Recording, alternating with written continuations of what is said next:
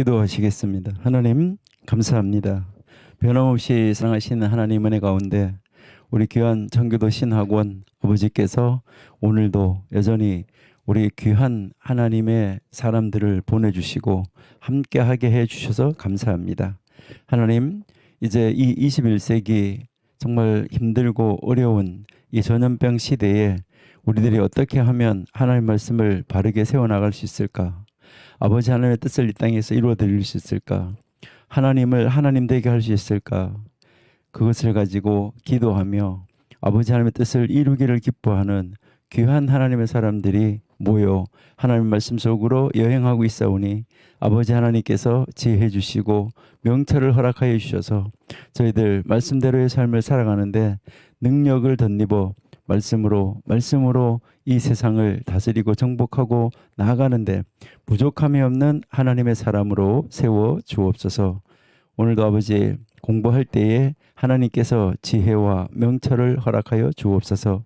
하나님이 친히 선생님이 되어 주옵소서.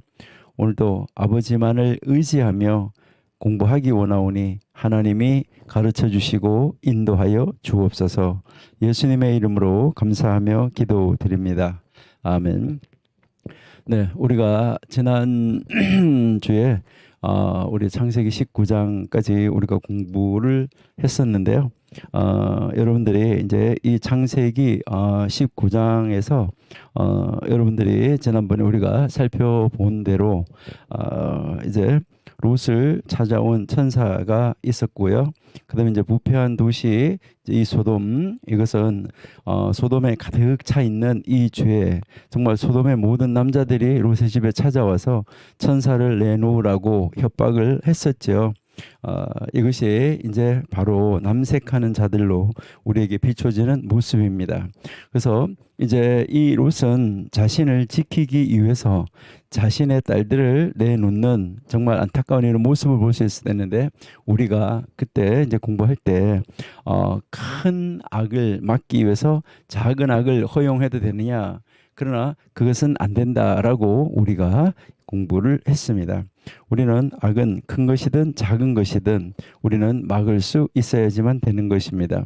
그리고 12절에서부터 14절까지는 이제 천사들의 긴박한 경고가 나오고 롯과 바로 그의 그 가족들이 피해야 할 것을 경고하고, 롯도 그들과 이제 동일하게 살았기에 누구도 롯의 말을 이제 듣지 않았었는데 참 안타까운 이런 모습을 볼 수 있습니다. 두 딸의 그 신랑감들이 결국은 이제 함께 나오지 못하는 이런 안타까운 모습을 우리가 볼 수 있었습니다. 그래서 이제 결국 롯과 롯의 부인 두 딸이 나왔는데, 또 나오는 과정에서 결국 이제 이 롯의 부인이 뒤를 돌아보는 바람에 그 천사가 일러준 말을 어기는 바람에 결국 롯의 부인도 낙오되고, 결국 롯과 이제 롯의 두 딸만이 이제 구원을 받게 되는, 이제 건짐을 받게 되는 이런 안타까운 모습을 우리들이 볼 수 있었습니다. 이런 안타까운 가운데 이제 그들이 나와서 이제 또 그들은 정말 안타까운 또 일을 저지르게 되는 이 아주 안타까운 이 모습을 우리가 볼 수 있습니다. 결국 아브라함이 중재 기도함으로 말미암아 받기는 받았지만, 구원은 받았지만은, 그러나 이제 그 세 사람이 구원을 받았는데 바로 이제 이 롯의 두 딸들이 생각을 할 때에는 이제 이 세상에 모든 사람은 다 죽었다, 모든 사람은 다 멸망했다, 그리고 자기 아버지와 자기들 둘, 그래서 세 사람만 남아 있다라고 생각을 하게 됐던 것이죠. 그렇게 생각을 함으로 말미암아 결국 이제 자기들이 죽으면은 이 세상의 인류는 끝난다라고 생각을 하고, 이제 큰 딸과 작은 딸이 아버지에게 이제 술을 취하게 하고, 그 술을 취한 다음에 그들은 이제 아버지와 함께 동침을 해서 이제 아버지와 관계를 가져서 이제 모압과 암몬 족속이 이제 그들로부터 나오게 되는 이러한 이 모습을 우리가 볼 수 있습니다. 바로 그 모압 족속의 후손에서 여러분들이 잘 아시는 대로 이제 이 룻이라는 그 아주 신앙이 좋은 그런 여인이 나와서 다윗의 조상이 된 것을 우리가 너무나 잘 알고 있습니다.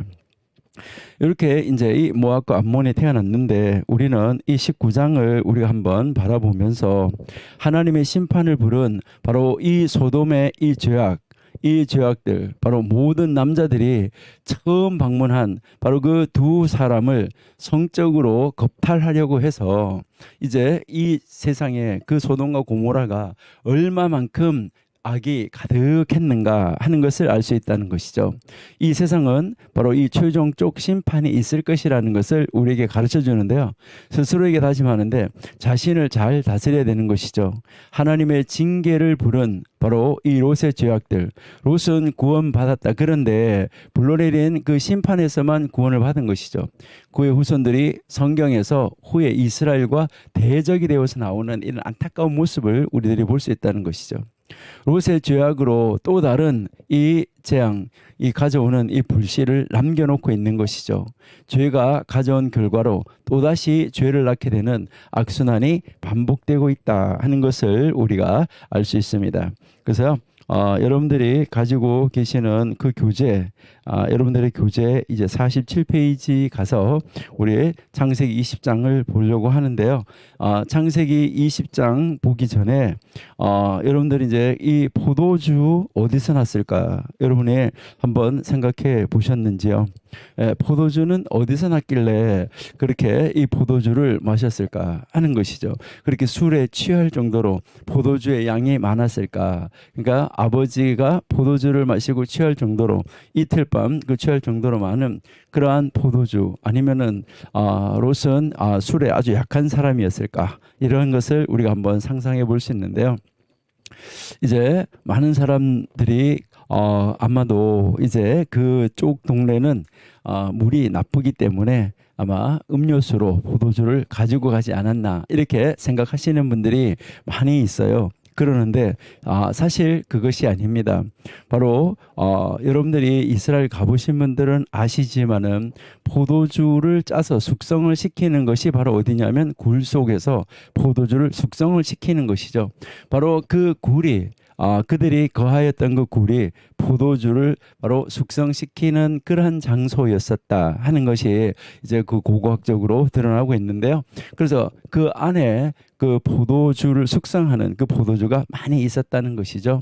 그래서 이제 이 딸들은 그 포도주를 가지고 아버지를 취하게 하고 그 다음 이제 그들이 아버지와 함께 누움으로 말미암아 그들이 임신하게 되는 이런 안타까운 모습을 우리들이 볼 수 있었습니다. 자, 그러면 이제 우리 창세기 20장을 한번 가서 보시면은 이제 이 창세기 20장에서는 창세기 12장에서 아브라함이 자기의 이제 그 부인을 누이 동생이라고 했었는데 그런 사건이 또 한 번 나오죠. 그래서 이제 이 성경을 비평하는 사람들은 뭐라고 이야기하냐면 이제 창세기 12장이나 아니면은 이제 이 창세기 20장이나 창세기 26장에서 나오는 이삭이 리브가를 자기 누이 동생이라고 한 그 사건은 바로 똑같은 하나의 사건이었었는데 보는 사람의 각도에 따라서 이것이 이렇게 세 번씩이나 성경에 나오게 됐다라고 이야기를 하는데 그것은 아닙니다. 그럼 왜 이렇게 똑같은 것이 세 번이나 나오게 됐냐 하는 것인데 이것은 조금 뭐 안 되는 그런 이야기지만은 여러분들이 이제 집에서 회사로 출근할 때 어떤 출근할 때 교통사고가 나는데 그 났던 자리에서도 날 수도 있지만 다른 자리에서도 날 수도 있어요. 그리고 이제 분명히 이제 뭐 사람들이 이야기하기를 이제 족장의 이름이 달라졌다라고 이야기를 하는 사람도 있고, 그러니까 족장의 이름만 바꿔졌다는 거죠. 아브라함하고 이삭하고. 그래서 사라, 리브가 이렇게 달라진 거, 그것이 같은 사건인데 족장의 이름을 다르게 보았다라는 것이고요. 또 어떤 사람은 장소를 다르게 봤다라고 이야기를 하는데 이것은 그것이 아니라 바로 세 번의 그런 사건이 있었다라는 것을 우리에게 가르쳐 주는 것이죠. 여기에서 우리에게 가르치는 것은 아브라함에게 예전에 지었던 죄, 그러니까 한번 저질렀던 그 죄를 다시 반복하고 있는데 이것은 인간의 악한 악한 본성, 그러니까 인간의 본성은 이제 믿는 자에게도 남아 있다라는 것이죠. 그러니까 하나님의 나라에 완전히 성화돼서 하늘나라에 갈 때까지 인간의 이 본성의 악한 본성이 그 죄성이 계속해서 남아 있을 수 있다는 것입니다. 그러니까 이것은 우리는 믿는 자, 우리에게도 이런 본성이 남아 있을 수 있기 때문에 우리는 우리의 자신을 쳐서 복종시키는 자리로 나가야지 된다 하는 것을 여러분들은 기억을 하시고, 우리는 같은 죄를 범하지 않으려고 애쓰고 노력할 수 있어야 되겠다 하는 것이죠. 그래서 이제 1절, 2절에서 보시니까 아브라함의 이제 이 반복되는 죄가 나오고 있고, 그래서 아브라함이 여행 중에 사라를 다시 자신의 누이라고 말을 하게 되는데, 이것은 이기심과 하나님을 신뢰하지 못하는 그런 하나의 행동이었었다라고 우리가 알 수가 있습니다.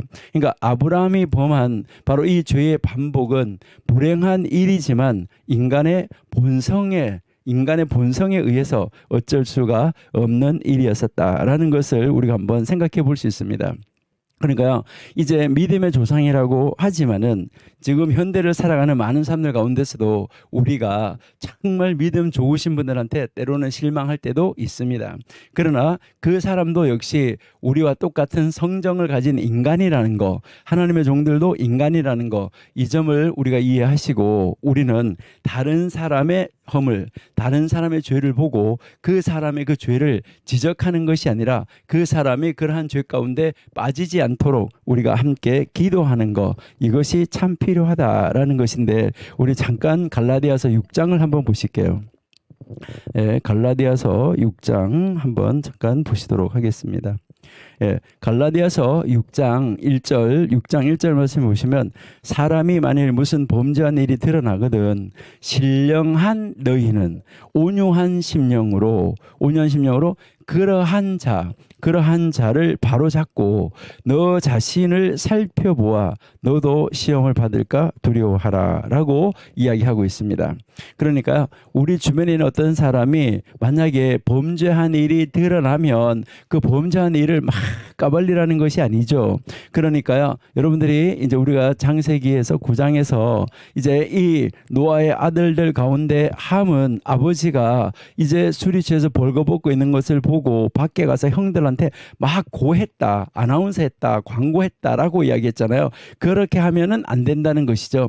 범죄한 일이 드러나면 여기서 신령한 너희는 이렇게 이야기를 하고 있는데, 여기서 신령한 너희는이라는 말을 여러분이 세번역 성경으로 한번 읽어보시면 성령의 인도하심을 따라 사는 사람, 그러니까 성령의 인도하심을 따라 사는 사람 여러분은 이라고 번역을 하고 있습니다. 여기에 한번 보시면 이제 형제 자매 여러분, 어떤 사람이 어떤 죄에 빠진 일이 드러나면 성령의 인도하심을 따라 사는 사람인 여러분은 온유한 마음으로 그런 사람을 바로잡아주고 자기 스스로를 살펴서 유혹에 빠지지 않도록 조심하십시오 라고 지금 말씀하고 있습니다. 여기에서 이제 이 하나님의 영에 의해서 인도함을 받는 그 믿는 사람들은 어떤 사람, 우리 주위에 있는 사람, 뭐 하나님을 믿는 사람, 어떤 사람이든지 그 사람이 범죄하는 것을 보고, 아니면은 그 사람이 항상 뭐 며칠가 되면 무슨 요일 몇 시가 되면 항상 그 사람이 무슨 그런 일을 하더라라는 것을 여러분이 알게 되면 바로 그런 시간에 그 사람을 찾아가서 그 사람이 그런 일을 하지 않도록 막아주는 것, 이것이 정말 신앙인이라는 것이죠. 그래서 그 사람이 그 죄의 자리로 가지 아니하고 다른 일을 할 수 있도록 막아주는 것, 이것이 아주 중요하다라는 것을 우리는 깨닫고 우리 스스로가 돌아봐서 나도 똑같은 죄를 반복하고 있지 않나 하는 것을 한번 생각해 보는 것이, 그리고요 우리가 하나님 앞에 기도하는 것이 필요하다라고 여러분이 생각하시면 되겠습니다.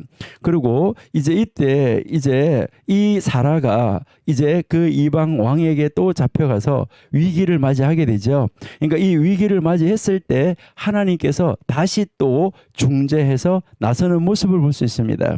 하나님은 하나님의 종과의 약속을 이루기 위해서 아브라함과 하나님이 약속했잖아요. 내가 너의 태, 바로 또 그 하나님이 바로 사라의 태에서 난다고 그랬었는데 하갈과 동침함으로 말미암아 이제 언약을 맺지 못할 아들을 하나를 탄생시켰잖아요. 바로 그 이후에 하나님이 직접 찾아오셔가지고 아브라함에게 17장에서 말하고 18장에서 사라에게 말하고, 그래서 그 약속을 하셨는데, 이 약속을 이루시기 위해서 하나님은 그 하나님의 약속을 이루시기 위해서, 우리가 창세기 17장 1절에서 공부할 때에 우리는 엘 샤다이라고 말했는데, 하나님은 한 번 말씀하시면 말씀하신 대로 지키는 하나님이다.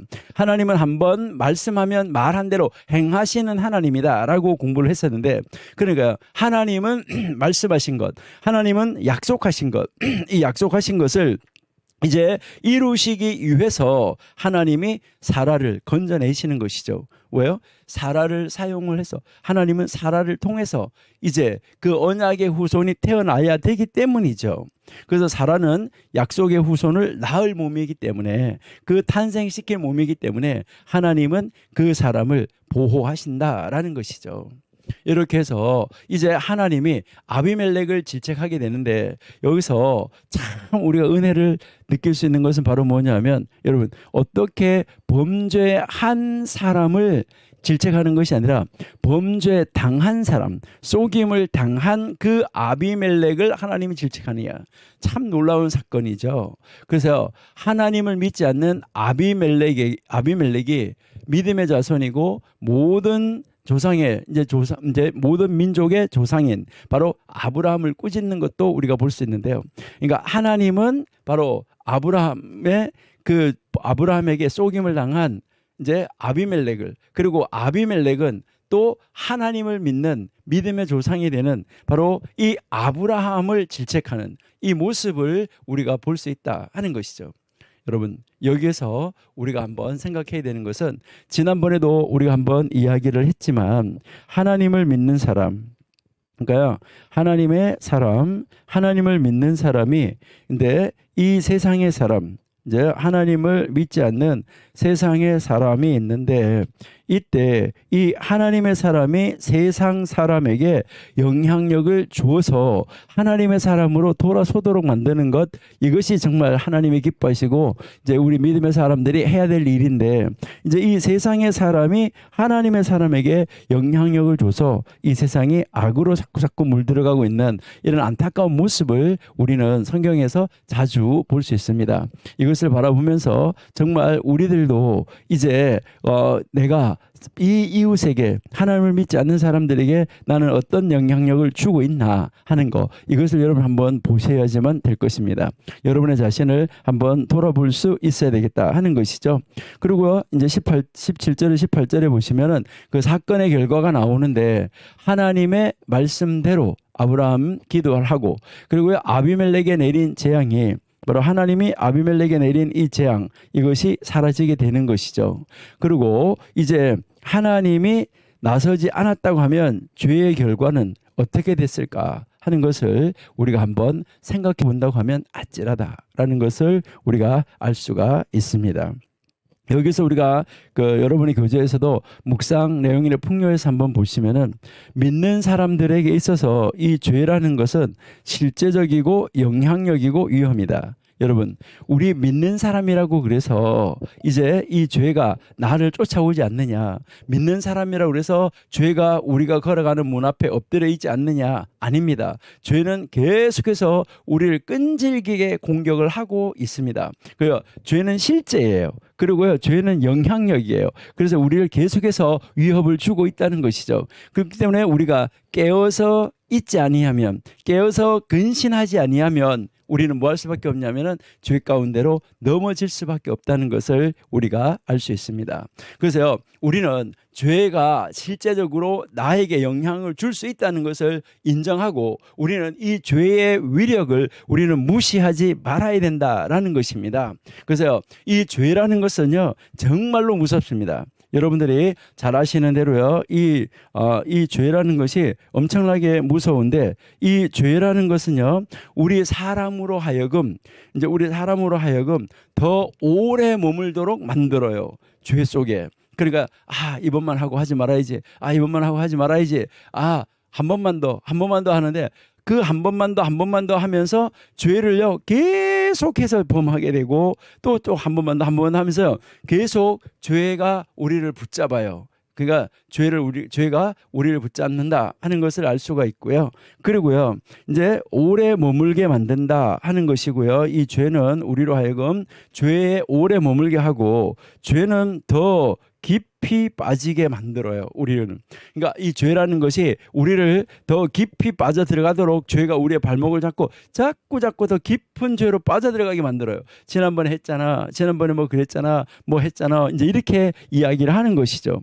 그 다음에 또 한 가지 이렇게 보면 이 죄라는 것은요, 더 큰 보상을 지불하도록 만들어요. 여러분들이 잘 아시는 대로 다윗을 보면 다윗이 어땠습니까? 정말 이 성군 다윗인데 이 다윗이 밧세바를 지난번에 우리가 한번 이야기했는데 다윗이 밧세바를 바라보면은요, 다윗과 밧세바의 관계를 한번 여러분 보시면 다윗이 밧세바와 단 한 번 동침하는 것으로 끝나고 정리를 했습니다. 끝나고 정리를 했는데 이 죄라는 놈이 아주 이상해가지고 임신하지 않을 상황인데 임신이 되게끔 만들었어요. 그래서 이 밧세바가 임신함으로 말미암아 저 오래 죄에 머물도록 만드는 것이죠. 그렇게 해서 그렇지만 임신했다는 걸 알았지만은 다윗은 바로 이 밧세바의 남편을 휴가를 줘서 데리고 와서 거기 와서 이제 부인하고 동침을 하도록 만들었어요. 그러면 이제 다른 사람들이 볼 때 임신했대 이렇게 하면 뭐가 되는 거죠? 이제 그때 남편 휴가 왔는데 그때 임신했구나 라고 할 수 있겠죠. 그렇게 해서 다윗은 그때 한 번의 죄로 마무리하려고 했었는데 그렇게 한 번의 죄로 끝나도록 만들어 놓지를 않는다는 거예요. 이 죄라는 것이. 그래서 이 죄라는 것은요, 정말 우리가 깨어서 근신하지 않으면 우리로 하여금 이 죄라는 것이 오래 머물도록 만들고 더 깊이 빠지도록 만드는 것이죠. 그리고 나서 나중에는 더 큰 보상을 하도록 만드는 거죠. 여러분이 정말 다윗을 보면 결국은 밧세바의 남편을 죽이기까지 하고 그랬다가 그 밧세바가 임신한 그 아이까지도 죽게 되는 정말 큰 보상을 지불하게 되는 다윗이 평생 눈물로 침상을 띄우게 하는 이러한 이 모습 우리가 읽을 수가 있습니다. 여러분, 우리 믿는 사람이라고 그래서 우리는요, 이 죄를 인정하지 않으면 안 돼요. 그러니까 이 죄라는 놈이 얼마나 아주 악랄하고 우리를 붙잡고 우리를 넘어뜨리려고 하는지, 그러니까 그것을 인정하고 우리는 그 죄의 정말 그 위력을 무시하면은 안 된다. 그래서 죄가 가져오는 엄청난 바로 그 결과, 이 결과에 대해서 우리는 그 아주 심각하게 생각을 하고 우리가 정말 깨어서 근신하면서 죄 가운데 머물지 않으려고 애쓰고 노력해야지 된다 하는 것이죠. 그러니까 우리가 정말 하나님 앞에 이 놀라운 역사를 만들어갈 수 있어야지 되겠다 하는 것입니다. 그래서 이제 우리는 그리스도 예수 안에서 생명을 누리게 하는 성령의 법이 바로 우리를 죄와 죽음의 법에서 해방하여 주셨기 때문에 우리가 깨어서 근신하고 성령 하나님 옆에 의지해서 말씀 앞으로 계속해서 순간순간 말씀을 기억하고 하나님 앞으로 돌아오지 않는다고 하면 우리는 언제 어디에서 넘어질지 모른다는 것이죠. 그러니까 아브라함도 지금 여러분이 이렇게 보시면은 아브라함을 우리가 이제 믿음의 조상인데 아브라함도 이렇게 한번 보시면 아브라함의 신앙이 이제 12장에서는 아주 극도로 처음에는 올라갔었는데 12장 10절을 못 넘기고 신앙이 뚝 떨어져 가지고 이제 이집트로 내려가게 됐죠. 그렇다가 다시 올라와서 이제 그 롯과 이제 헤어지는 그런 상태에서 정말 다시 믿음이 올라왔어요.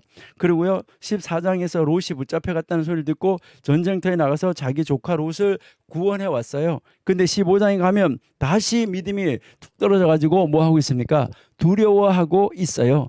엘리야 선지자가 이제 두려워서 그 왕비가 들어와 가지고 도망가 가지고 로뎀나무에 숨어 있었던 것과 마찬가지죠.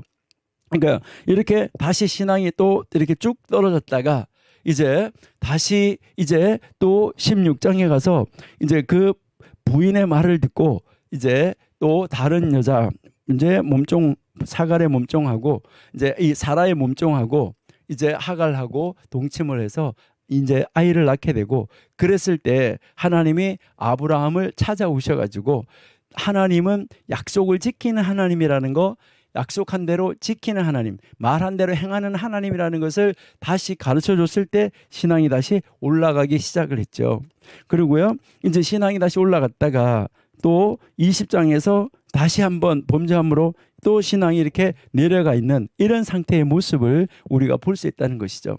여러분, 우리도 마찬가지로 때로는 신앙이 올라갔다 내려갔다 올라갔다 내려갔다 올라갔다 내려갔다 하는데, 우리도 정말 우리의 신앙이 끊임없이 영적인 상태에서 최고로 영적인 상태에 머물기 위해서 하나님 말씀 앞에 나를 세우고 기도하고 말씀을 묵상하고 말씀을 듣고 말씀을 따라 말씀 앞에 내 자신을 세우지 않는다고 하면, 우리가 언제 어디에서 이제 내가 걸어가는 길, 내가 걸어가는 바로 그 길 앞에 놓여져 있는 이 죄가 나의 발목을 걸어서, 나의 발을 걸어서 넘어뜨릴지 모른다는 이러한 이 위대, 정말 그 죄의 위력, 이 위력을 인정하시고 우리가 깨어서 근신하지 않으면 우리가 넘어질 수 있다는 거, 이것을 우리는 창세기 20장에서 다시 한번 볼 수가 있습니다.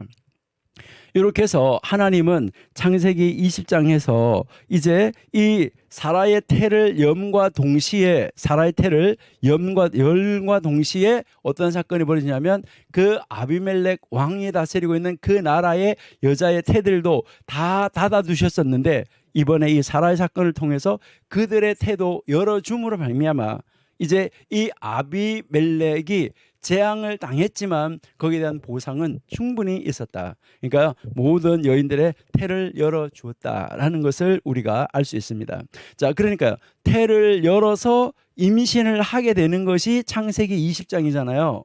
자, 그러니까요, 여러분, 이제 하나님이 창세기 17장, 18장에서 뭐라고 말씀하셨냐면 내연 이맘때라고 이야기를 했어요. 그러면 내연 이맘때라고 이야기하면 보통 이제 자녀를 임신해 가지고 10달 정도 있는 것이잖아요.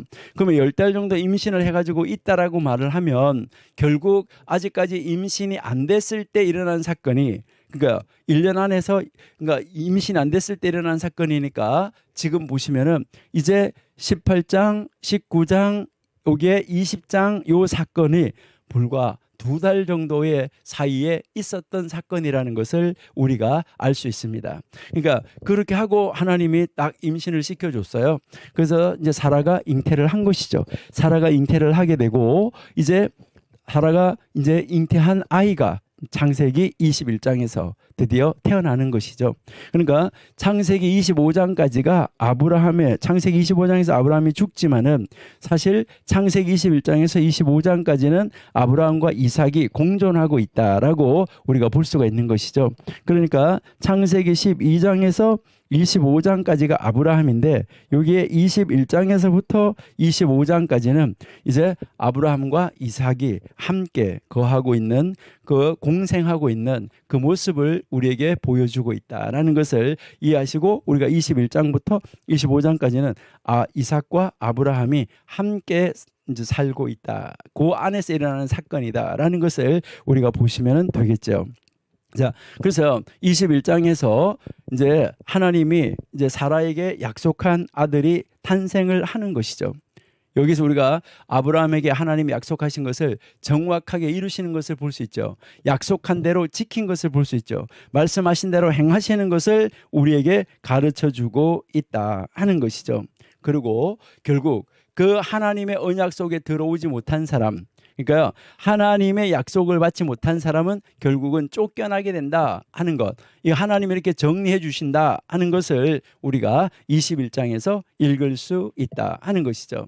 그러니까 21장에서 믿는 사람은 늘 새로운 교훈을 받게 되고, 하나님의 약속은 반드시 이루어지고, 또 약속을 언약 속에 들어가지 못한 사람은 쫓겨난다, 이것을 알면서 우리가 정말 내가 하나님 언약 속에 들어있는 하나님의 사람이라는 것에 대해서 우리가 얼마나 감사해야 되는가 하는 것을 여러분이 느낄 수 있으면 좋겠습니다. 자, 그래서 21장 1절에서 8절에 보시니까 21장 1절에서 8절을 보면 하나님께서 언약을 성취하시는 하나님이죠. 그러니까 하나님은 반드시 언약을 성취하는 것이죠. 이삭이 태어남으로 말미암아 하나님의 말씀이 이루어지는데요. 여기에 하나님이 아브라함에게 말씀하신 다음에 몇 년 만에 이루어진 것입니까? 여러분, 아브라함이 갈대아 우르를 떠나서 이제 하란에 살다가 하란에서 가나안 땅으로 갈 때가 75세라고 그랬어요. 그러면 그때가 75세라고 그랬으니까 75세에 떠나서 갔어요. 사라도 가고 다 같이 갔는데 지금 100세잖아요. 100세. 여러분, 25년 걸렸어요. 여러분들은 지금 하나님이 여러분들에게 한 약속 가운데 25년 동안 안 이루어진 것이 있습니까?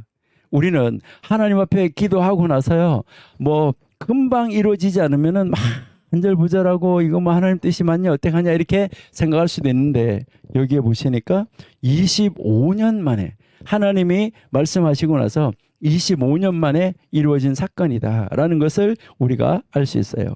하나님은 하나님이 약속하신 것을 반드시 이루신다 하는 거, 이것을 꼭 기억하시는 우리가 되어야지만 되겠습니다.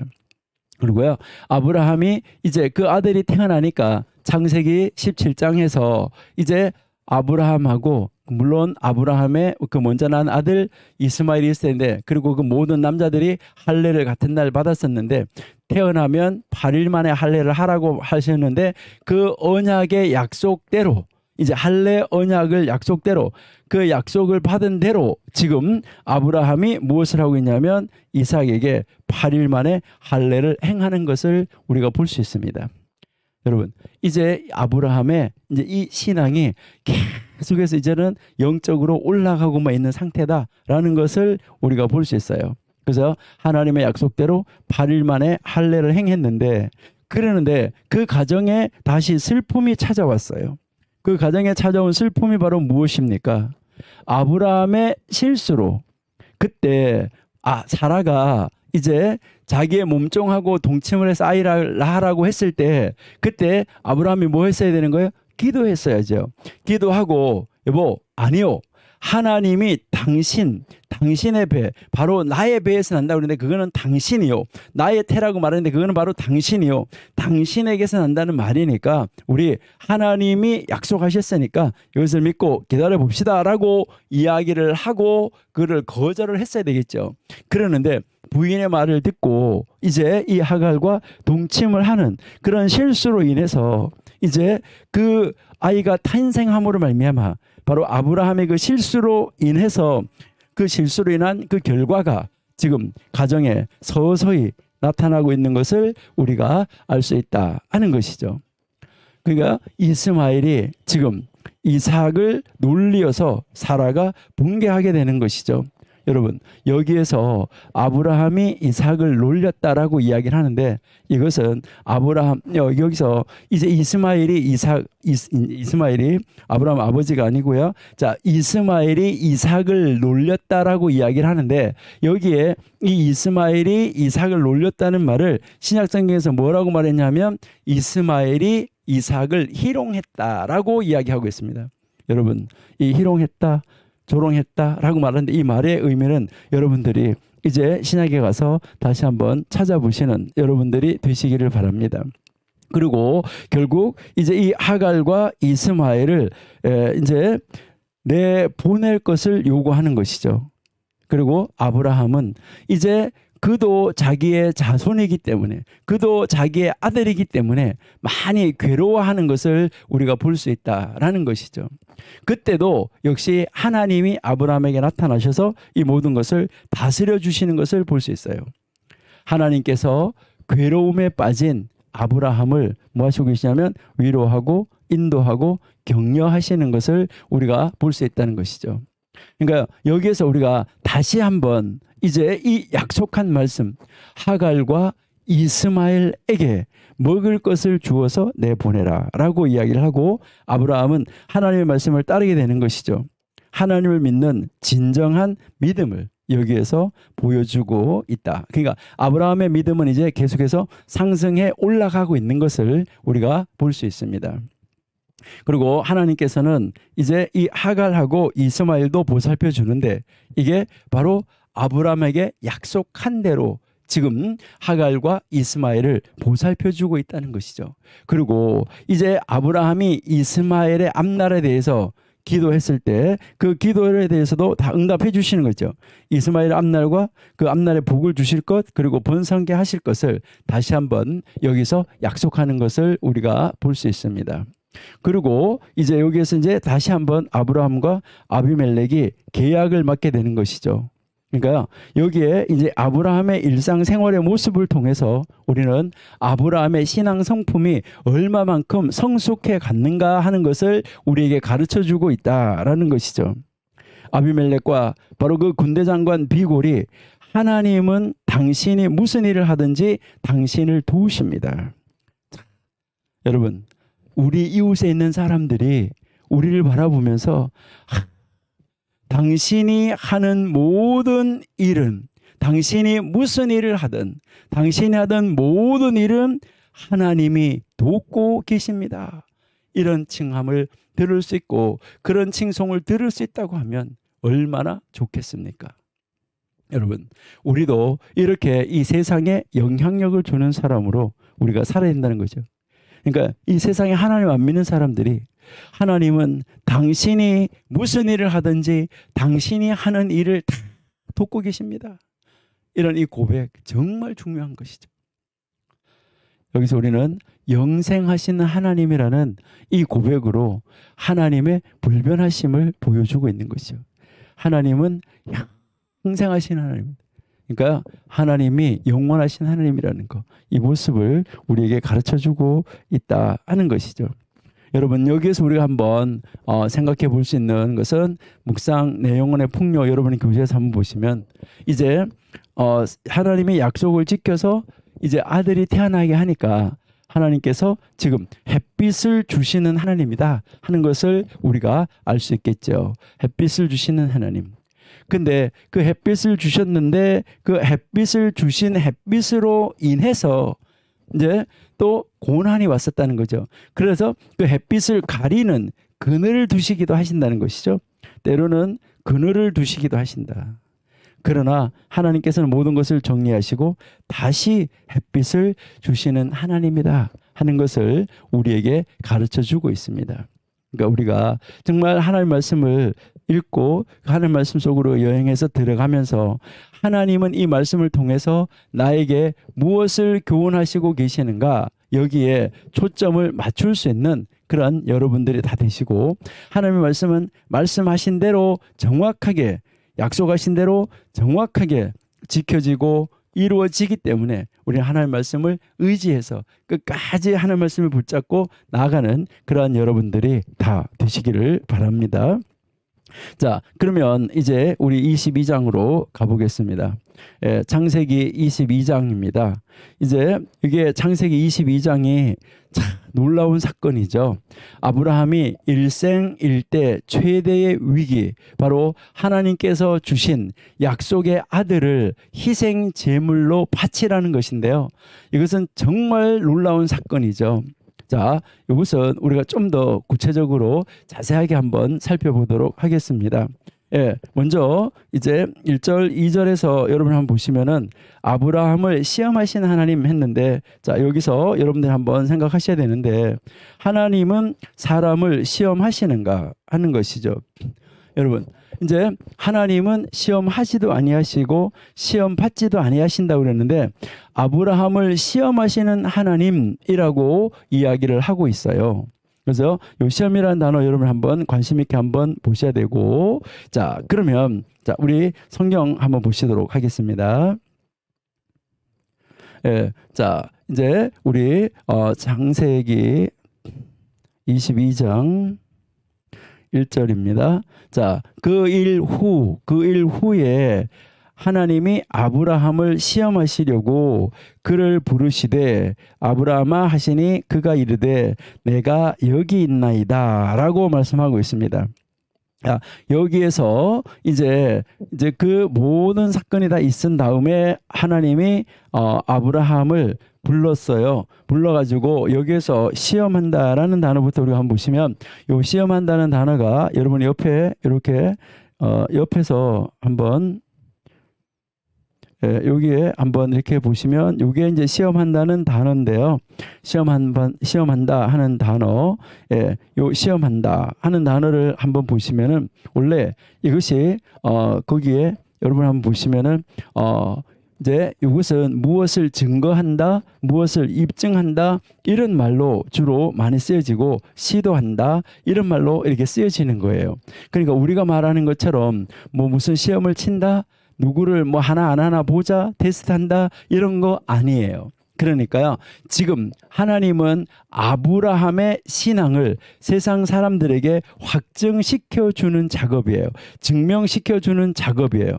아브라함은 이런 사람이다라는 것을 확인시켜 주는 것이죠. 그러니까 하나님이 아브라함을 데리고 정말 이제 그 이집트에 가서 이집트 바로에게 하나님의 사람 선지자가 있다는 것을 보여주고 세계 만방에 알려지는 사람으로 만들어주고, 그 다음에 이제 이 롯이 잡혀가는 사건을 통해서 아브라함이 이제 그 네 나라 연합군을 이제 찾아가서 네 나라 연합군을 쫓아가서 그 포로된 자를 찾아오면서 이제 그 땅에 정말 이제 이 가나안 땅에 하나님의 사람이 있다는 것을 세계 만방에 알려주는 그런 사건이었었잖아요.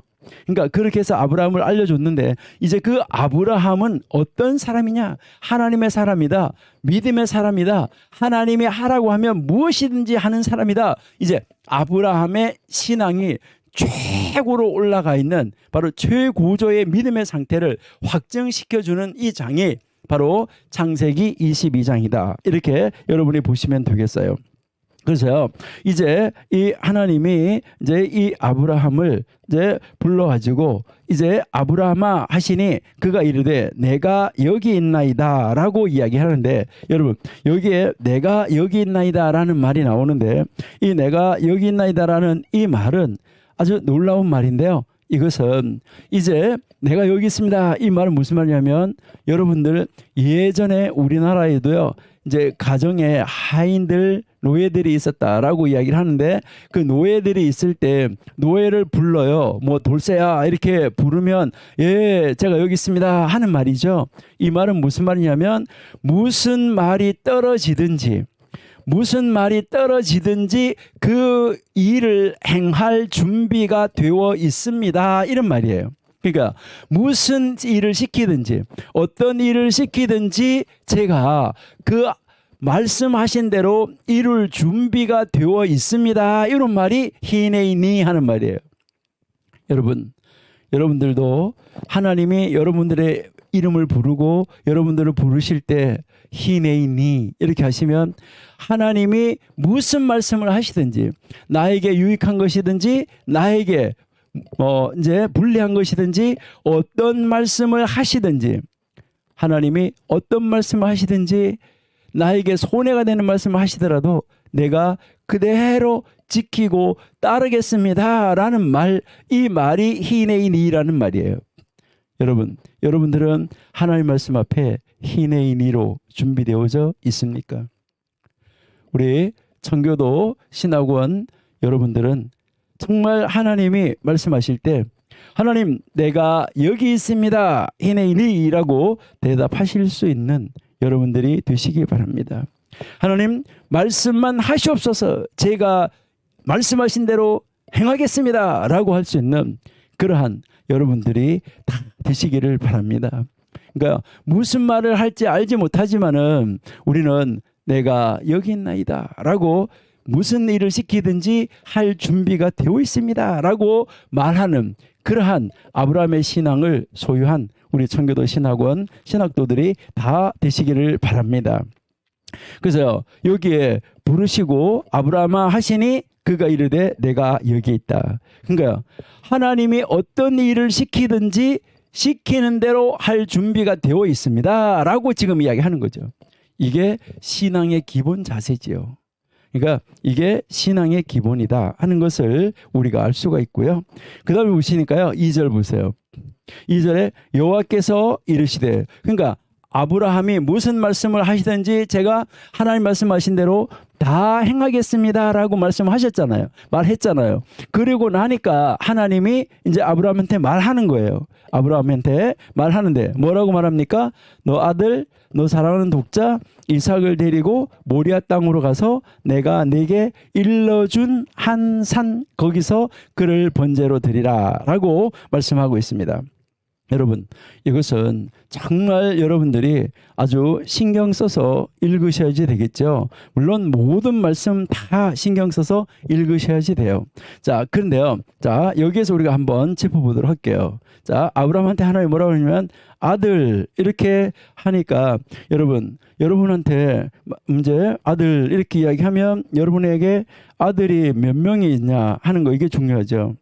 그러니까 내 아들을 바치라 이렇게 하면 아들이 여러 명 있는 사람은 어떤 아들이요? 이렇게 말하겠죠. 아닌가요? 여러분의 아들에게 만약 여러분에게 아들 둘이 있다 그러면 어떡할까요? 여러분에게 아들이 둘이 있다.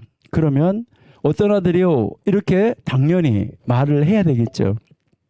자, 여기에서도 하나님이 아들 이렇게 이야기하니까 아브라함의 입장에서는 뭐라고 생각할 수 있을까요? 아들이 지금 이스마엘하고 이삭하고 아들이 둘이 있잖아요.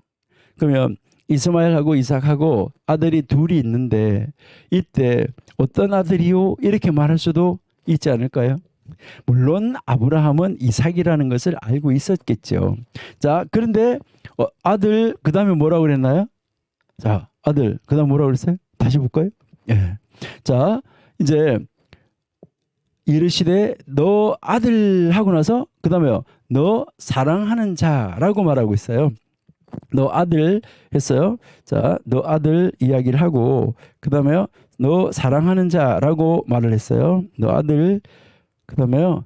사랑하는 자 이렇게 얘기하니까 여기서 뭐 할까요? 아들 둘 다 사랑하는데 이렇게 할 수 있겠죠. 그런데 그 다음에 보니까 뭐라고 나오냐면 독자 이렇게 나와요.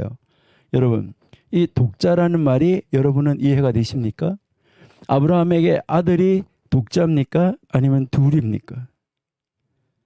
여러분 아들 이스마엘 있잖아, 그렇죠? 그 다음에 이삭 아들 있잖아요. 둘이잖아요. 그런데 여기서 뭐라고 지금 말하고 있습니까? 독자. 왜 독자라고 말을 했을까 하는 것이죠. 자, 그러니까 여기에서 이제 그 코란이 있잖아요. 무슬림들 그 코란에서는 뭐라고 그러냐 하는 것이죠. 바로 이삭이 태어나기 전에 이스마엘 혼자 있을 때 모리아 산에 가서 거기에서 제물로 드렸던 그 아들은 이삭이 아니라 이스마엘이다. 이렇게 이야기하는 거예요. 그러니까 이삭이 태어나기 전에 그래서 이스마엘이 13살 됐을 때 이삭이 태어나기 전에 그때 내려가서 거기에서 모리아 산에서 바로 제사를 하나님 앞에 그 번제로 드리라고 했던 그 아들은 이스마엘이다. 이렇게 이야기하고 있습니다. 굉장히 설득력 있는 말이에요. 왜 그래요? 여기에 이렇게 보면 이스마엘 아들이 둘이 있기 때문에 굉장히 설득력이 있는 말이다. 그런데 우리 성경에서는 뭐라고 그랬나요? 자, 딱 그렇게 한 다음에 우리 성경에서는 이제 뭐 이야기하고 있냐면 이제 독자라고 말한 다음에 이삭이라고 말을 하고 있다라는 것이죠. 그러니까 여기서 이삭을 구체적으로 밝혔다는 것이죠. 이삭. 독자하고 이삭. 자, 하나님이 여기서 이제 제일 마지막에 이름을 이삭 해가지고요. 탁 가르쳐 준 것이죠. 이삭이라고. 자, 그렇게 해서 이제 하나님이 아브라함에게는 이삭이라고 가르쳐 줬는데, 자, 여러분들은 이 독자라는 말을 여러분은 이해하셨습니까? 여러분, 아브라함에게 아들이 둘인데 독자, 성경 읽으시면서 한 번도 궁금하시지 않으셨나 봐. 그렇죠? 이게 왜 독자라고 그랬을까? 여러분들은 참 궁금하지 않으신 것만 해도 참 은혜입니다. 왜요?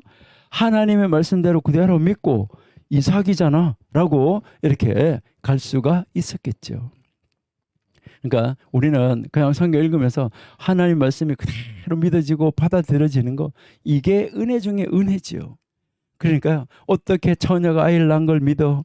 이성적으로는 안 믿어지지만은 이제 마음속에서 믿어져 가지고 입으로 시인하는 이런 신앙을 가진 여러분들의 믿음, 정말 놀랍고 대단한 믿음이다 하는 것을 우리가 알 수 있는 것이죠. 정말 우리는 우리 특별히 우리 정교도 신학원에 나오신 여러분들은 아마 굉장한 놀라운 믿음을 소유하신 줄로 압니다. 자, 여기에서 여러분들 한번 생각해 볼 것은 이제 그 아랍 사람들 같은 경우에 이렇게 그 아랍 사람들 우리나라 말로 하면 호적 등본 같은 거 이제 호적 등본 뭐 초본 이런 거를 떼잖아요. 뭐 가족 관계 증명서 이런 것을 떼는데 이렇게 되어 있다라고 이야기를 하죠.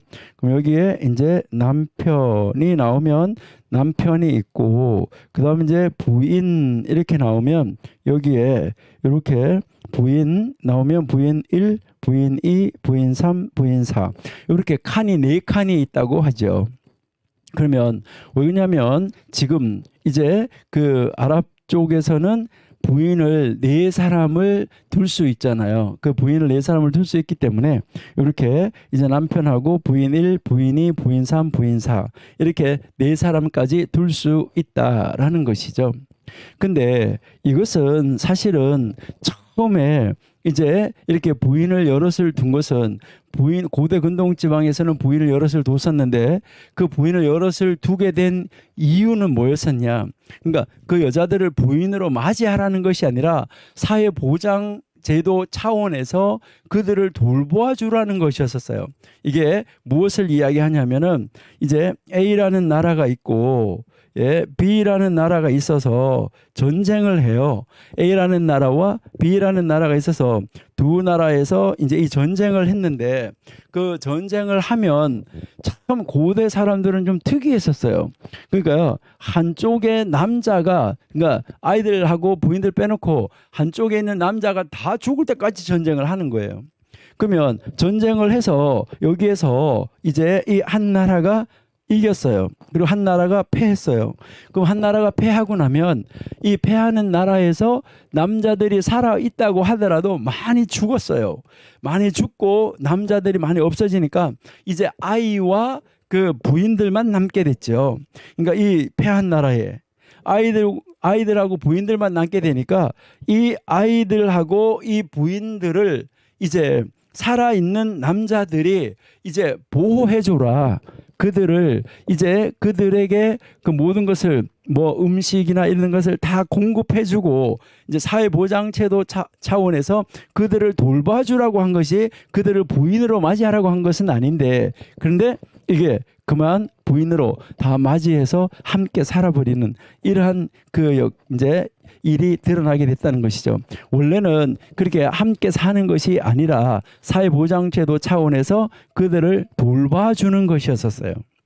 그리고 이제 특별히 또 아랍 지역 같은 데서는 이제 이것이 무엇을 말하냐 하면은 이제 부가 한쪽으로 이렇게 모여지는 거예요. 부자면은 이제 부자는 이제 부인을 여럿을 둘 수 있다. 이제 이렇게 하는데 여기에 이 남편이 이제 부인 1하고 결혼을 해서 살고 있잖아요. 그럼 남편이 부인 1하고 결혼해서 살고 있으면은 이때 여기에 부인이 있는데 이제 이 남편이 돈이 많아요. 그래가지고요.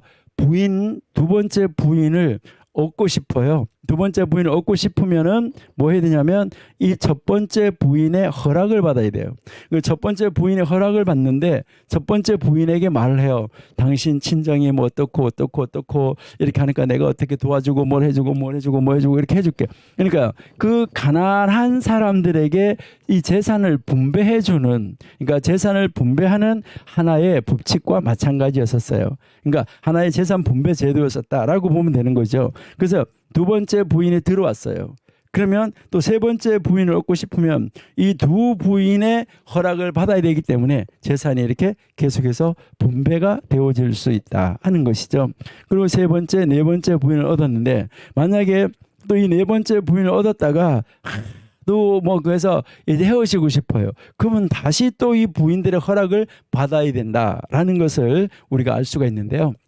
자, 이렇게 해서 부인을 4명까지 둘 수 있다라고 이야기를 하고, 아랍 사람들은 여기서 독자라고 이야기하면서 이삭이 태어나지 않았을 때 이스마엘만 있을 때 이스마엘을 바치라고 한 것이다. 그때만 독자다. 이렇게 말하는 것은 자기들의 문화하고도 좀 어긋나는 이야기예요.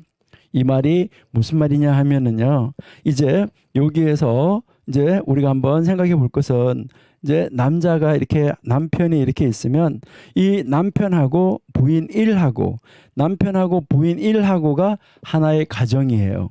그다음에 남편하고 부인 2하고가 또 하나의 가정이에요. 그다음에 부인 3하고 하나의 가정, 부인 4하고 하나의 가정. 그러니까 남편은 하나지만 공동의 남편을 가지고 있지만은 이들은 다 따로따로 가정이라는 거예요. 그러니까 각각의 가정이 다르다는 거예요. 여기에 아들이 하나씩 있다. 아들이 하나씩 있으면 이 4명은 다 독자예요. 그러니까 4명은 다 독자인데 첫 번째 부인에게 독자, 두 번째 부인에게 독자, 세 번째 부인에게 독자, 네 번째 부인에게 독자, 이렇게 되는 거예요. 그러니까 여기에서도 이스마엘은 하갈과 아브람 사이에서의 독자예요. 그다음에요, 이제 이 이삭은 이제 사라와 아브람 사이에서 독자예요. 그러니까 둘 다 독자가 맞는 거예요. 그러니까 우리는 왜 여기서 독자라는 말을 썼을까? 이것을 이상하게 생각할 필요가 없다 하는 말입니다. 그러니까 그 시대의 문화가 그렇다는 것이죠. 그렇게 해서 여러분들이 이렇게 보시면은 야곱에게도 부인이 4명이 있었는데 항상 이렇게 보면 이제 그 요셉을 잃어버렸다라고 이야기를 할 때도, 이렇게 요셉을 잃어버렸다라고 이야기할 때도 보면, 그러면서 베냐민만 남았다는 것을 설명할 때도 보면 이제 여러분들이 아신 대로 바로 야곱하고 이제 이 야곱하고 라헬 그 사이에서 한 가정을 이룬 것처럼 그렇게 말을 하고 있어요. 그러니까요, 야곱이 부인은 4명이 있었는데 그 4가정이 있는 것과 마찬가지인 것처럼 성경에서 늘 이야기하고 있다는 것이죠. 네, 자, 그러니까요, 아들이 하나 남았다라고 이야기를 하는 것이죠. 자, 그러니까 여기에서 이제 이 독자라는 말 이제 여러분들이 이해하셨을 거라고 생각이 되고요. 그다음에 이제 이삭, 그러니까요, 여기에서 그 아들이 그렇게 둘이 있었는데 그 중에서 누구라는 것이죠? 하나님은 이삭이다라고 구체적으로 밝혀주고 있다 하는 것을 우리가 알 수 있죠. 그러니까 하나님은 여자의 후손 이렇게 하고요.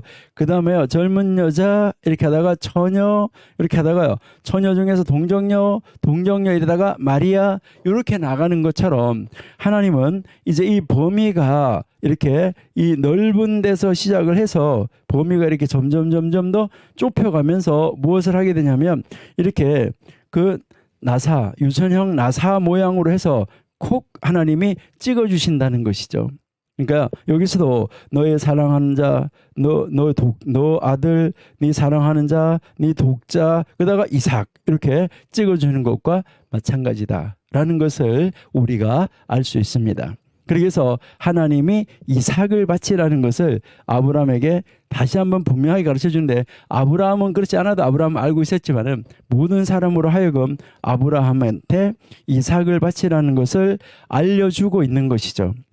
그래서요, 여기에서 내가 일러준 한 산 이렇게 말하고 있죠.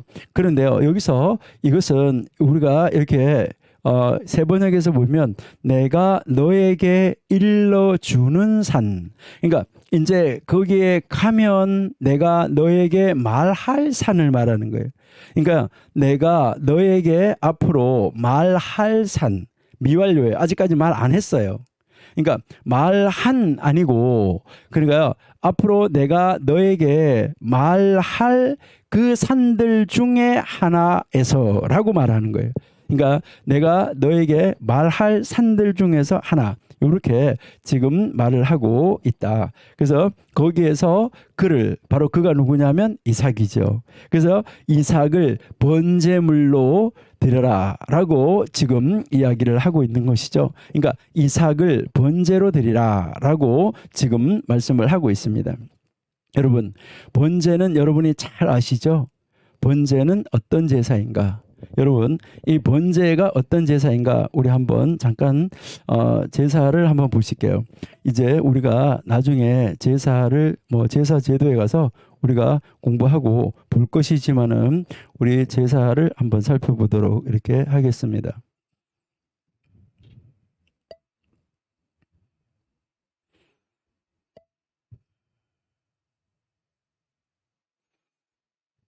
예, 여기에 이제 우리가 이 제사를 한번 보면 이제 제사에 이제 제사를 한번 보시면 자, 번제. 자, 번제가 있는데 번제는 올라 이래 가지고 올라가다 하는 건데 요거는 한글로 하니까 이게 요게 순서가 한글 순서하고 히브리 순서하고 다르다 보니까 뒤집어졌어요. 그러니까 요것은 원래 요렇게 이제 써져야지 되는 글자예요. 원래 이제 올라 이렇게 하는 것이고요. 그러니까 요 번제를 드리는 방법을 여러분 한번 보세요. 번제를 드리는 방법이 어떻는가? 자, 번제를 드리는 방법은 여러분이 이제 이렇게 보시면은 피를 단 사면에 뿌린다. 그리고요, 가죽을 제외한 제물 전체를 불살라 드린다. 그리고요, 번제물에 그 불살라 드리고 남은 이 재를 진박 정결한 곳에 버린다. 이렇게 돼 있어요. 여러분, 피를 단에다가 바르고 그 다음에 가죽을 제외한 이 각을 떠서 가죽을 벗게 된다는 얘기잖아요. 제물 전체를 불살라 드리는 바로 그 제사. 그리고 그 제가 남은 것은 이제 진박 정결한 곳에 버린다. 여러분, 이것이 바로 뭐예요? 번제예요. 여러분, 자, 이것이 번제인데 지금 하나님이 아브라함 보고 뭐라고 말하고 있습니까? 번제로 드려라 라고 지금 이야기하고 있는 것을 우리가 이제 볼 수 있습니다. 그러니까요, 하나님이 지금 번제로 드려라 라고 이야기하는 정말 안타까운 모습을 우리가 볼 수 있는 것이죠. 여러분들, 만약 여러분들에게 하나님이 이제 여러분에게 나타나서 이제 말씀을 하셨어요. 아브라함아 이렇게 부르는 것처럼 여러분들의 이름을 불렀어요. 그렇게 부르고 난 다음에 부르니까 여러분들이 뭐라고 말했냐면 내가 여기 있습니다. 하나님이 무엇을 말씀하시든지 말씀하신 대로 행하겠습니다 라고 말을 했어요. 대답을 했어요. 그랬는데 너 독자를 나한테 번제로 드려라. 여러분 어떻게 하실까요? 그럴 때 여러분들은 무엇이라고 대답하실까요? 혹시 여러분들은 이렇게 대답하시지는 않을까요? 하나님도 인신제사를 원하시나요? 하나님 인신제사 원하시나요? 아니면 뭐라고 할 수 있을까요? 하나님, 내가 이스마엘이나 우리 집에서 잘 크고 잘 자라면 좋겠다고 그랬는데 내가 아들 더 달라고 하지 않았는데 하나님이 아들을 주어놓고 100살 됐을 때 사라를 통해서 아들을 주어놓고 그를 통해서 언약을 이루겠다고 약속을 하셨고 아직 그가 장가도 안 가고 그가 아이도 안 낳았는데 하나님 어떻게 이 아이를 제물로 번제로 다 각을 떠서 태워서 드리라고 말씀을 하십니까? 여러분 이렇게 했을 때 여러분 그러면 어떻게 하나님 그러실 수 있어요? 내가 달라고 하지도 않았는데 이렇게 할 수 있지 않을까요? 네. 근데 그리고 이렇게 한번 생각할 수도 있어요. 내가 잘못 들었나? 기도 다시 한번 해볼까? 이렇게 생각할 수 있어요. 우리 인간적인 생각에서. 근데 아브라함은 전혀 그렇지 않았다 하는 것을 우리가 알 수 있습니다. 그러니까 아브라함은 어떻게 했나? 우리 한번 보실까요? 자, 아브라함은 어떻게 했는가? 한번 보시면 아브라함이 아침에 일찍이 일어나 나귀의 안장을 치우고 두 종과 그의 아들 이삭을 데리고 번제에 쓸 나무를 쪼개어 가지고 떠나 하나님이 자기에게 일러 주실 곳으로 갔다라는 것이죠. 자, 그러면 자, 여기에서 우리가 한번 생각을 한번 해보시면요. 자, 아브라함이 아침에 일찍 일어났다 그랬어요. 아브라함은 왜 아침에 일찍 일어났을까? 여러분, 여기에서 이 일찍 일어났다는 말은 이제 밤에 뭐 이제 아들을 내일 번제로 드릴 거를 생각하니까 잠이 올까? 그러니까 전혀 잠을 못 자고 있다가 아침에 그냥 일찍이 일어났을까? 이거 여러분 한번 생각해 보셔야 돼요. 정말 그럴까요?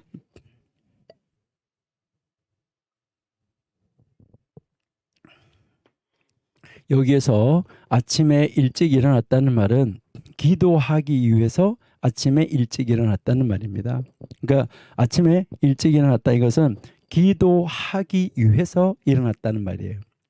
그러니까 뭐 아브라함은 아침에 일찍이 나와서 밤에 잠을 잤는지 못 잤는지는 모르지만은 아침에 일찍 나와서 기도했다는 것입니다.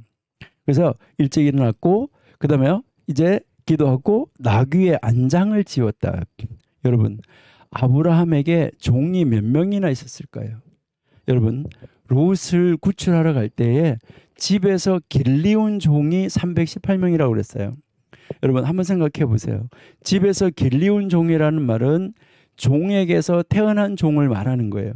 다른 데서 종을 사온다는가 데려갔다는 것이 아니라 자기 집에서 종들 가운데서 태어난 종이었었어요. 그러니까 종들 가운데서 태어난 종이 318명이라는 이야기는 그들의 엄마 아빠가 다 종이라는 것인데 그러면 최소한도 2배가 더 있겠죠. 그렇죠? 그러면 1000명이에요. 최소한도로. 그렇게 많은 종이 있는데 아브라함이 그 자신이 일찍이 일어나서 나귀의 안장을 지웠어요. 그리고 이제 번제에 쓸 나무를 쪼개었어요.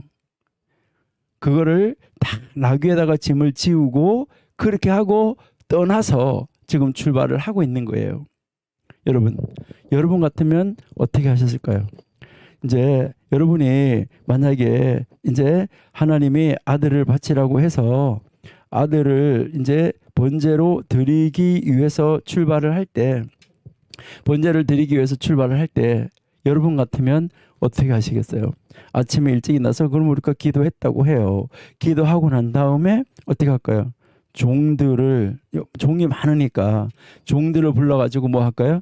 나무 패라, 나무 쪼개라 이렇게 하고 이 나무 번제에 쓸 모든 짐 이러한 것을 불, 뭐 칼 이런 것을 다 이제 챙겨라 이렇게 하지 않았을까요? 그 종들에게 시키지 않을까요? 예, 우리 정교도 신학원 여러분들은 아마 시키지 않고 여러분이 직접 하시겠죠. 왜요? 여러분, 하나님 앞에 예배하는 것은 다른 사람이 대신할 수 없습니다. 여러분, 하나님 앞에 번제를 드리고 제사를 드리고 다른 사람 대신할 수가 없어요. 여러분, 이제 여러분들 이렇게 보시면은 뭐 이제 기독교 학교에서 여러분 이렇게 보시면 기독대학 이런 데서 이렇게 보면 채플이라는 거 있잖아요. 그 채플 하는데 다른 친구를 보내가지고 대리 출석할 수도 있어요. 뭐 그렇게 대리로 많은 것을 할 수 있지만은 여러분 예배는 절대 대리가 안 되는 것입니다. 우리가 하나님 앞에 제사를 드리고 예물을 드리고 이거 대리 안 되는 거예요. 직접 하셔야지 되는 거예요. 그러니까 종들이 아무리 아브라함에게 종이 많이 있다고 해도 아브라함에게 종이 아무리 많이 있어도 아브라함은 직접 자기 자신이 나무를 팼습니다. 나무를 쪼갰습니다. 여러분, 그리고요, 그 산에 가면 나무 없을까요? 근데 왜 집에서부터 사흘길이나 가는데 나무를 패가지고 나귀에다가 짊어지켜가지고 그렇게 해가지고 가야지 됐을까요? 여러분들은 이제 예배 드릴 때 준비를 어떻게 하십니까? 여러분들이 지금 저하고 함께 만약에 출석 수업을 한다고 그러면 제가 여러분들한테 사실은 선물을 주고 싶은 그런 이제 시간이에요. 왜 그러냐면요. 여러분한테 한번 물어보고 싶거든요. 무엇을 물어보고 싶냐면 여러분들은 주일 준비를 어떻게 하시는지 한번 물어보고 싶어요. 여러분들은 토요일 날에 이제 주일을 맞이하기 전 이 토요일에 여러분들은 주일을 준비하십니까? 그러니까 안식일 준비일, 예비일로 지금 지켜가고 있습니까? 내일 내가 이제 주일날 만약에 교회를 좀 멀리 간다고 그러면 토요일날 자동차 기름 딱 채워놓고 그렇게 하고 이제 여러분들 집에 제가 한번 물어보고 싶은 것은 여러분들 가정에 교회에서 이제 하는 헌금 봉투, 뭐 주일 헌금 봉투, 감사 헌금 봉투, 11조 봉투 이런 거 여러분의 가정에 많이 갖다 놓고 계십니까? 물론 요즘에는 뭐 온라인으로 하는데요. 이제 그러나 이제 대면 예배할 때는 직접 들고 나오는 것이 최고죠. 자, 그러니까 토요일 날에 모든 가족이 모여가지고 이제 그 주일을 예비하는 식사를 하고 저녁 식사를 하고 이제 이 주일을 예비하는 예배를 드리고 그리고 그때 헌금을 다 각자가 다 나누어 가지고 이제 그 주일 헌금, 감사 헌금, 11조 헌금 이런 봉투를 다 집어넣어 가지고 그 헌금을 다 집어넣어서 이것을 성경책 속에다가 딱 집어넣어 놓고 그렇게 하고 그날 딱 준비를 마쳐 놓고 그다음에 자고 아침에 일어나서 예배하고 그리고 이제 교회로 출발을 하는 것이죠. 그러면 이 교회로 출발해서 가는데 그렇게 해서 교회로 이제 출발해서 다 준비를 해놓고 정말 예배를 사모해서 빨리 교회 가야지 이런 사람은 절대 교회 지각하지 않겠죠. 그래서 빨리 교회 가서 하나님 앞에 예배하는 자리로 교회로 나가야지 하고 모든 준비를 다 마쳐놓은 그 성경책을 다 들고 이제 교회 가서 딱 앉아서 하나님 앞에 이제 기도하고 예배를 준비하고 이렇게 하시겠죠.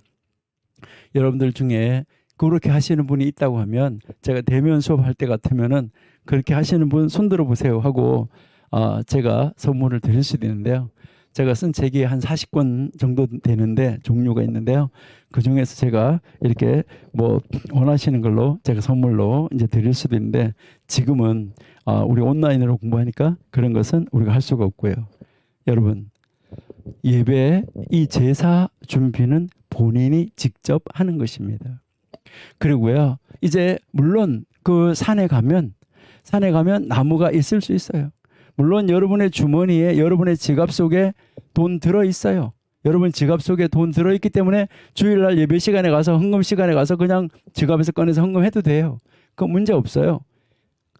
그것도요 문제는 없어요. 그러나 뭐예요? 준비하는 것 이것이 중요하다. 그러니까 이제 금요일쯤 됐을 때 은행 문 닫기 전에 돈을 새 돈으로 바꾸어서 하나님 앞에 드리는 거 준비하는 거 정말 놀라운 준비죠.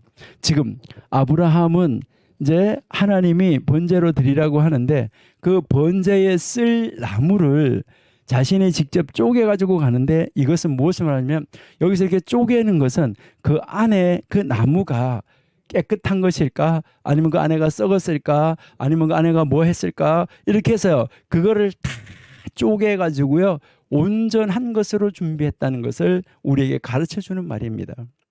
그러니까 그러니까 제사를 위해서요 좋은 것으로 다 완벽하게 준비하는 모습을 우리에게 보여주는 것이 지금 아브라함이 이제 그 종들을 시키지 않고 본인이 직접 마련해서 준비하는 모습을 우리에게 가르쳐 주고 있습니다. 여러분 우리도 정말 예배를 이렇게 준비하는 우리 하나님의 사람들 우리 청교도 신학원 원생들이 다 되셨으면 좋겠고요. 우리 원생들의 가족이 다 되었으면 좋겠습니다. 그러게서요 정말 예배를 소중하게 여기고 하나님하고 만나는 그 시간을 소중하게 여기는 우리들이 되어야지 된다 하는 것이죠. 그러니까 우리가 그런 자리로 우리가 나갈 수 있어야지 되겠다 하는 것이죠.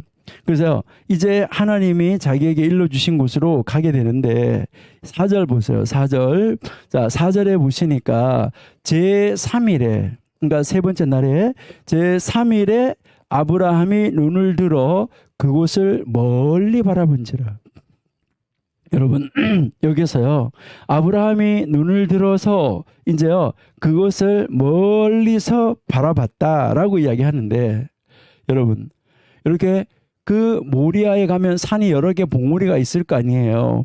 그러니까 그 모리아에 있는 그 산들 중에 하나 위에서라고 분명히 앞에서 성경에서 구체적으로 가르쳐 줬어요. 그러니까요 이제 거기에 모리아 땅으로 가서 내가 거기에서 내가 말하는 이렇게 하는데 내가 너에게 말할 그 산들 중에서 한 산 위에 이렇게 돼 있어요.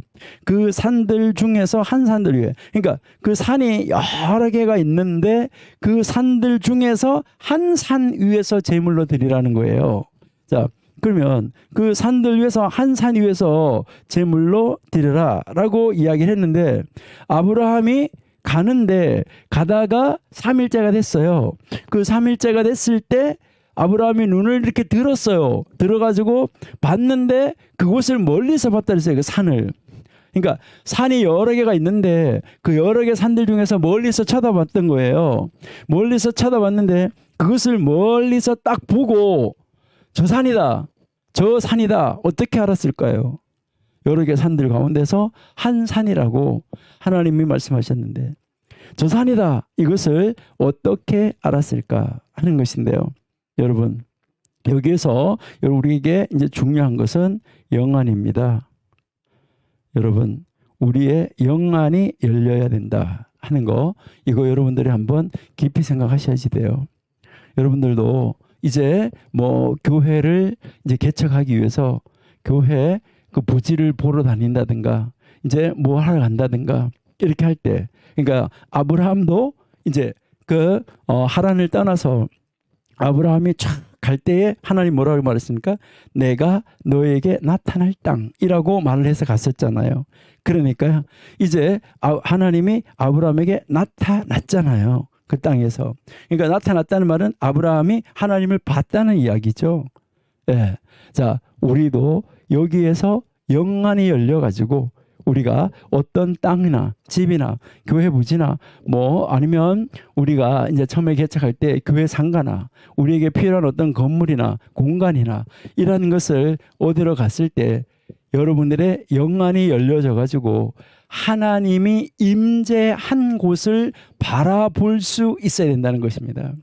그러니까 하나님이 임재한 곳, 아 여기가 하나님이 임재한 곳이구나.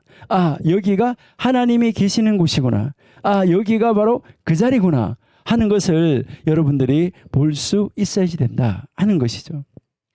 그렇게 해서 우리의 영안이 열려 있어야지 된다. 이것을 우리에게 지금 가르쳐 주는 것입니다. 그러니까 아브라함이 딱 고개를 돌려서 이렇게 보니까 바로 그 산이 무슨 산이었나요? 바로 거기가 하나님이 임재한 곳이라는 것이 하나님의 영이 임재하고 있다는 것이 영과 영의 교통에서 그가 깨달을 수 있었다는 것입니다. 여러분들이 잘 아신 대로 바로 그 모리아 산에 솔로몬이 성전을 세웠죠.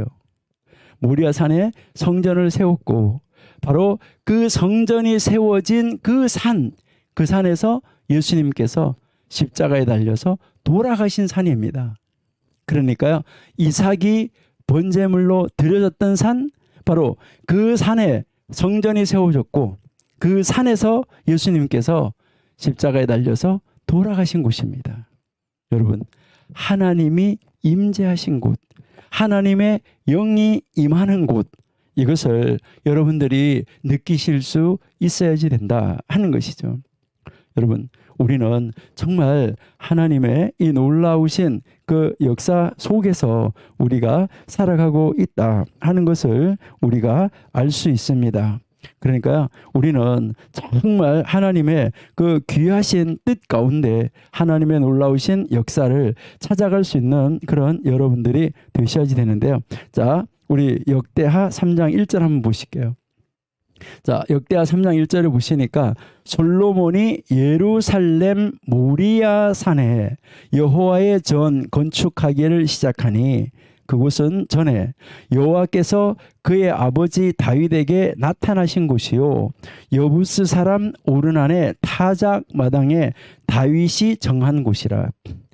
그러니까 다윗이 정한 곳, 바로 이제 그 모리아 산에 바로 솔로몬이 지금 여호와의 전을 건축하기 시작했다라고 지금 말씀을 하고 있는 것이죠.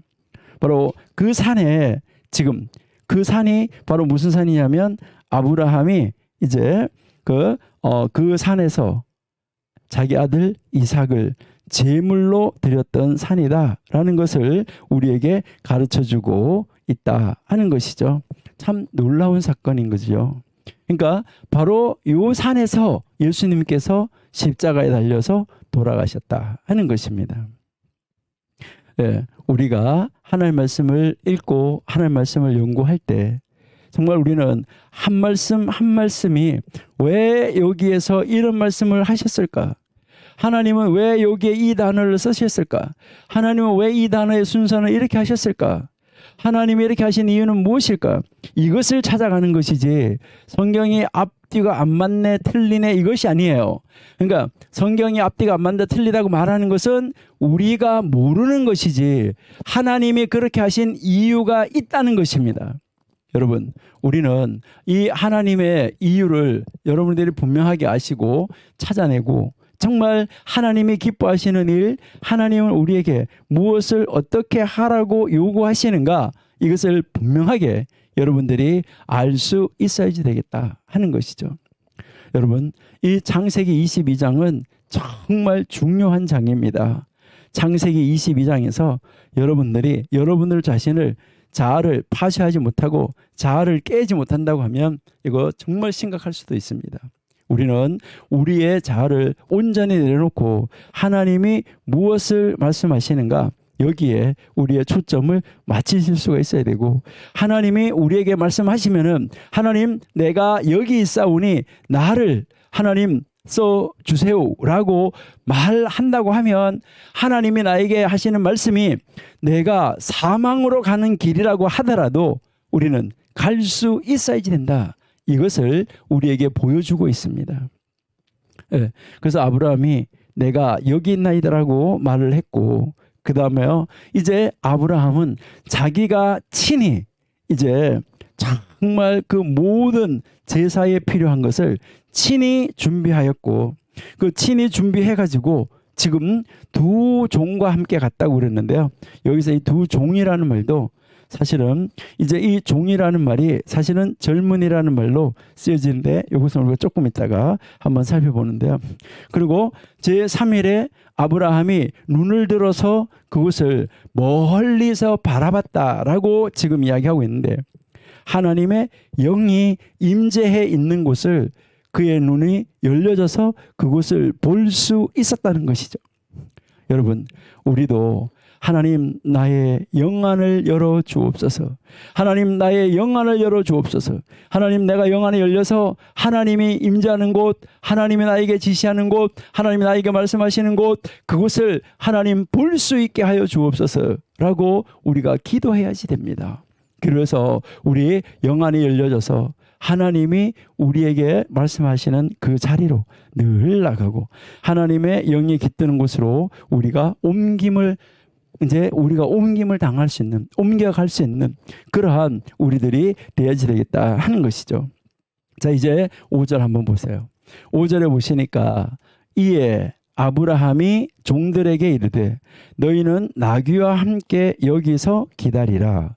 내가 아이와 함께 저기 가서 예배하고 우리가 너희에게로 돌아오리라 하고 라고 말씀했습니다. 자, 여기에서요 아브라함이 종들에게 이르되 라고 이야기했는데 이 종들은 역시 젊은이들을 말하고 있어요. 젊은이들이고요. 그리고 이제 이 종들 두 사람이죠. 두 종과 함께 갔다고 앞에서 말했잖아요. 그러니까 두 사람의 종과 함께 갔다 이렇게 말했는데, 지금 이제 그 산을 봤어요. 하나님이 임재하는 곳, 그 예배할 곳, 제사할 곳을 봤어요.